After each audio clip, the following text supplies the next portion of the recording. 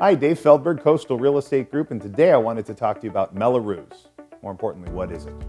Mello Roos is a bond measure that was passed in certain cities that it's basically a loan to the city to build parks and playgrounds and hiking paths and bike trails and parks and schools. They're basically loans to the communities that the homeowners themselves pay that back.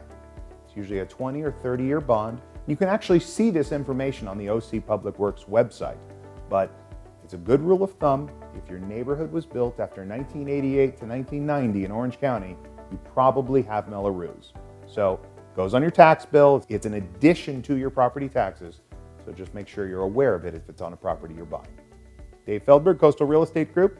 Call us. Love to hear from you.